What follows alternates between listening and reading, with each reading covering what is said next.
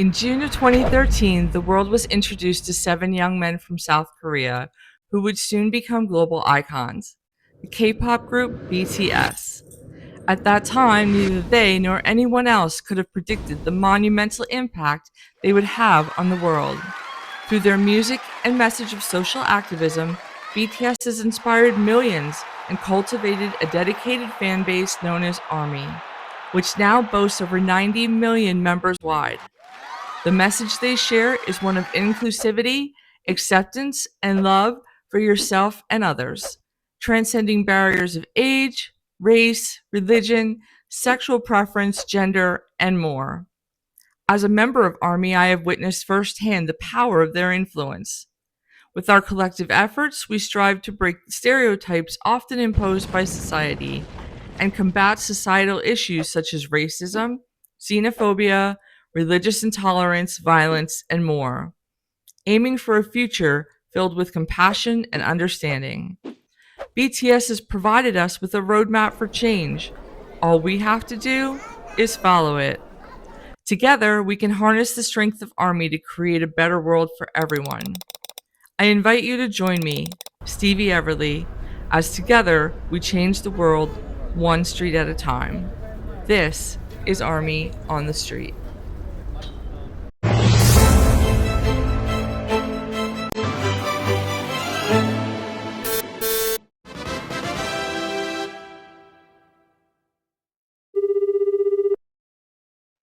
Hello? Hey, how are you? I'm just like so glad you called me back. Well, you know my problem. So I guess the question is, can you do it? Yes! Dude, you rock. You like totally saved me. Totally saved me. Yes, we can absolutely talk more about the vision. Thank you so much. It is New York City, Hobie bound. Here we come. And so the adventure begins. Yeah, and as you can see, that whole travel light thing didn't happen. So, got dropped off at the airport, waited outside for my ARMY sisters, then we went inside, checked our flight, made sure it was leaving on time, got our boarding passes, checked in our luggage. Somebody's was over, not gonna say who, got through security, and we were off. So finally kicked back on the plane, hadn't slept in a while, so was glad to just put my headset on and listen to some Hobie on the way. We flew American Airlines. They were great, so big shout out to them. We left on time, got there on time, and couldn't honestly have asked for a better flight. And then, I kind of fell asleep listening to some Sweet Dreams. So next thing you know, an hour and 20 minutes later, we start our descent, and it is hello, New York City. And of course, we're girls, so we have to stop in every gift shop and shop along the way and play some pranks on our hubbies too, before we go and take our picture in front of the famous I Love New York sign. And then it was off to get our luggage. So we got ourselves an Uber, started driving in towards the city, talking J-Hope all the way, of course. And then there was the sign, Barclay Center, the cherry on our sundae for why we were here.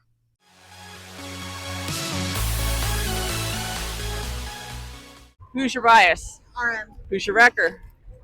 JK. Favorite BTS song? 134340 or 30. Yeah. If you could do one thing to change the world, what would it be? Just more happiness, more love, It's good. It's good. We all need that. So follow along with us on YouTube, and then you can watch us change the world from there. Because we need to show them that the collective power of ARMY is one thing. It's a whole thing. Oh, thank you. Thank you so much.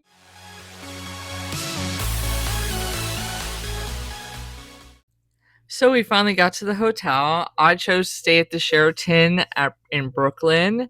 And I have to say, I was really, really happy there. The doorman was great. The staff was great. Checking in was super simple.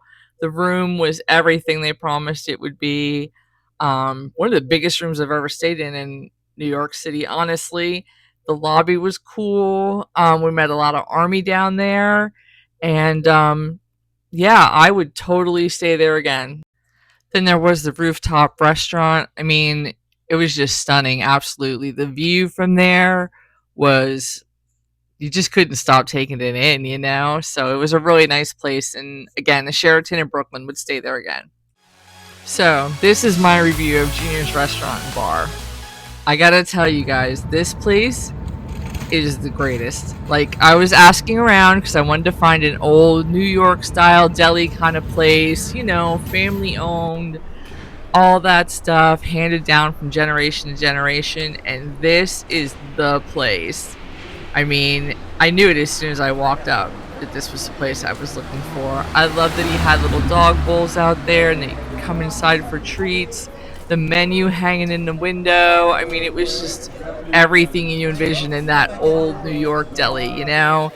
And then you walk inside and there is just a complete family history everywhere. Just every time they had been recognized for their food or their service, recipes, the times it was handed down from generation to generation, it was just absolutely amazing. The staff was great. It was super clean inside, and yet it was like people from the neighborhood were hanging out in there almost like it was the local barber shop that you see in a movie, you know? It really was amazing. And at first I was like having a little bit of sticker shock, but then I remembered I'm in New York, so their prices were really actually on point with everything. And the very first thing that I got was their coleslaw. And oh my God, I love coleslaw. And it was so good. So good. And the container of it was huge. Absolutely huge. And then their egg salad sandwich was amazing. Absolutely amazing. On challah bread. Couldn't have asked for better. And the carrot cheesecake was amazing. And it was so good and so big that it literally took me 3 days to eat it. So if you go to Brooklyn, you gotta check out Junior's. And my understanding is that there's actually several locations. I saw one at the airport when we were leaving in LaGuardia. So make sure you check them out. Alright, so I had a great night's sleep, felt refreshed, was ready to go. Operation Purple Blanket was about to go into full swing. And really, I couldn't have been any more excited to get out there and start doing the work on the street. This is like personal log number 2. It sounded so trappy. But I'm a geek. What are you gonna do? Alright, so day 2 in New York was the day of the J-Hope concert, and I was super excited. And we did find a camera person, and his name is Thomas Kubrick, and he is actually my first boyfriend ever in elementary school. Tommy was super sweet, by the way. He would show up with little gifts for me at school and stuff, and I don't actually remember like why we stopped seeing each other or anything. He doesn't either. Basically, I approached him about whether or not he would be interested in doing this. I knew that he had a YouTube channel of his own, which I'm going to put a link in the description to, because he totally deserves it. He is a fantastic musician. We used to be in chorus together, so that was part of how we met. So yeah, so we get to New York and we decide that day 1 is probably a good day to just scout out some locations, maybe give out a blanket or 2, see how it goes, see if we can find a homeless person who's willing to talk to us. And, you know, I want to talk to them about, you know, what are the trials and tribulations of being on the street without demeaning them? What are the problems within the homeless shelter system kind of thing? And is there anything that we can address when we get back home to maybe help out with that? And who are the right people to talk to? When everything went absolutely freaking wrong. I'm in New York. I'm ready to help the homeless, and I'm walking the streets. And this guy, homeless guy, asked me if I got some money, so I give him a couple bucks. And next thing you know, he tells me he wants my phone, and I'm like, no, you can't have my phone. And he decides he needs it more than I do, and he's going to try to take it. Luckily, help was right there and the situation was taken care of, and I ended up safe. But it definitely really shook me up. And that was pretty much when my camera guy was like, Stevie, it's time for plan B. I've been a victim of violent crime before, so I was a little frozen in the moment, but luckily there were people around that helped. At that point, we kind of realized like this isn't maybe going to go down the way we thought. Well, Tommy realized it. Believe it or not, I still kind of didn't want to hear it. I had my vision, I had some blinders on, and I felt like, I had sold this whole thing on the premise that X, Y, and Z was going to happen, and that if I didn't make X, Y, and Z happen, I was misrepresenting myself or the project. And I didn't want that to happen. The more we walked along, the more that I got asked for money. Some of the things I saw, Tommy started to explain to me why New York was different. He explained that the pandemic in a big city had a completely different effect. I never thought about the entire ecosystem of homeless people in a big city and I don't know. I just never thought of it. And I kind of feel guilty for never thinking of it, but there is an entire ecosystem that happens within the homeless community. They're out on the street trying to get money with the blessings of other people.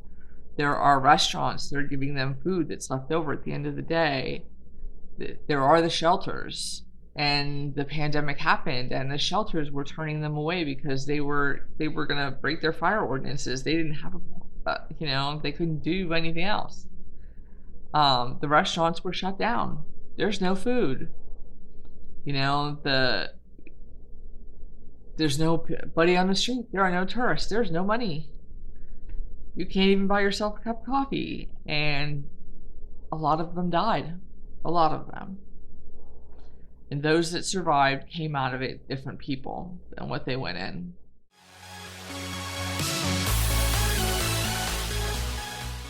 Who's your bias? Probably between Jungkook and Namjoon. Who's your wrecker? Probably Yoongi and J-Hope. Favorite song? Truth or Told. If you could do one thing to change the world, what would it be? Probably environmental energy space. Yeah. There you go. All right, enjoy the show.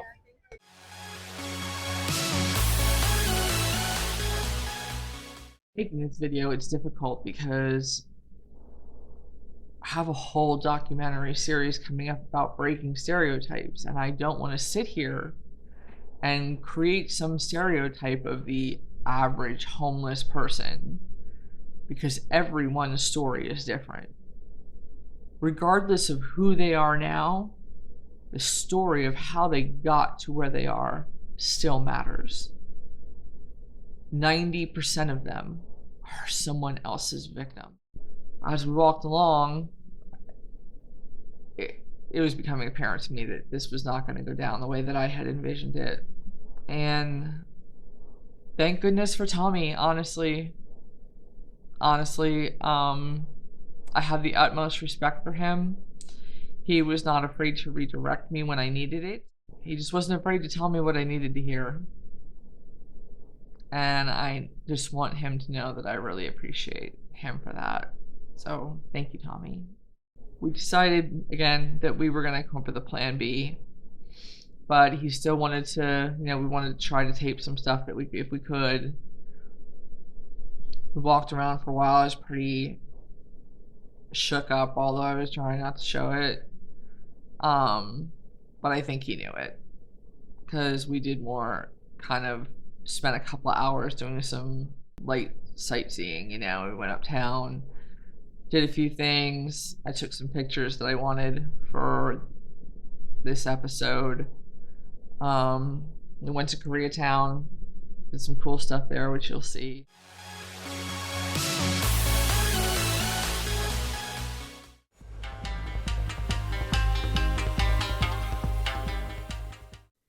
All right, Army, this is my review of Soul Sweets.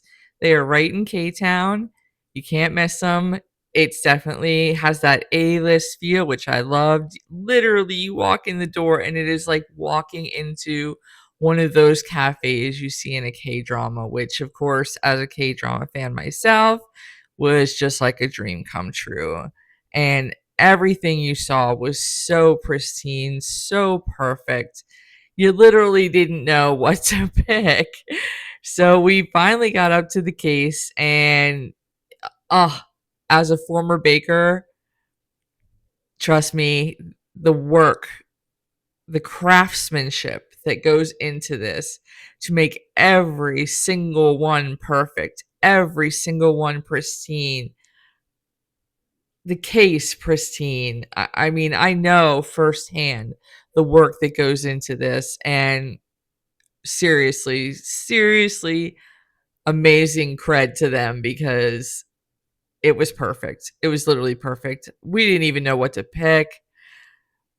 It was just amazing. So, and I'm definitely going back there when I check out the Jungkook Expo. They are definitely on my list to hit again because I got to try something different. Plus, I think I need to get a couple of things to take home. So back to the review. Staff, super friendly, spoke both Korean and English, which was great for me because I got to practice my Korean a little, um, which I'm always needing to do. And this little guy right here, Tagi Yakukwa, Strawberry Yakwa, really good.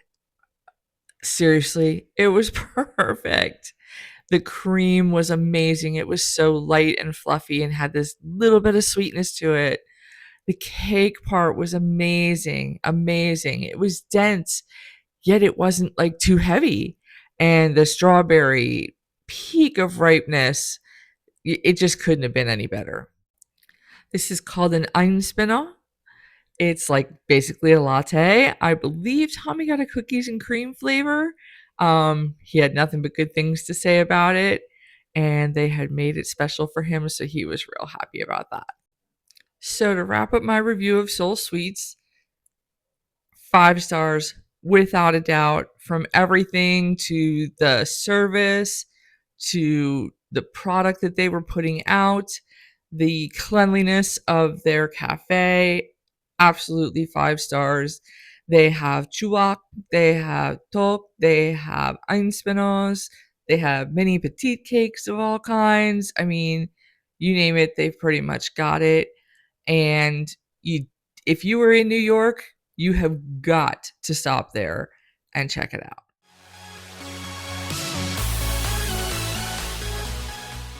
Bias. Wrecker. Yoongi. Favorite BTS song? Oh, I think 21st Century Girl. If you could do any one thing to change the world, what would it be? Oh my gosh. I wish maybe there was like a common language, like we could all speak to each other. That would be really cool. Love does that. They just like That's want to make a true. big deal about love. You're They right. want to, but in You're right. Army we don't care, right? We don't care about your skin color. We don't care about your sexual You're preference. right. We don't care about any of that. But you're right. You are right too. So just make sure you keep telling people that, and show the boys have laid out a map for us. All we have to do is follow it. Thank you. All right. Enjoy the show.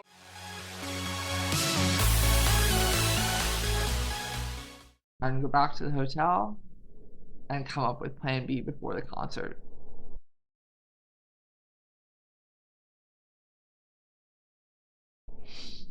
So I went back to the hotel and I came up with plan B.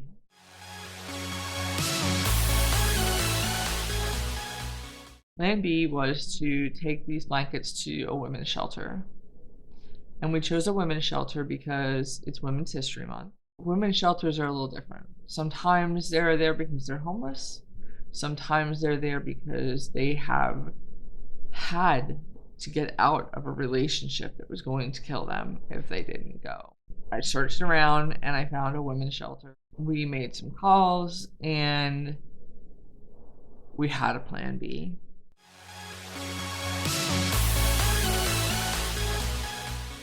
My concern was I didn't want any of you to be disappointed in me.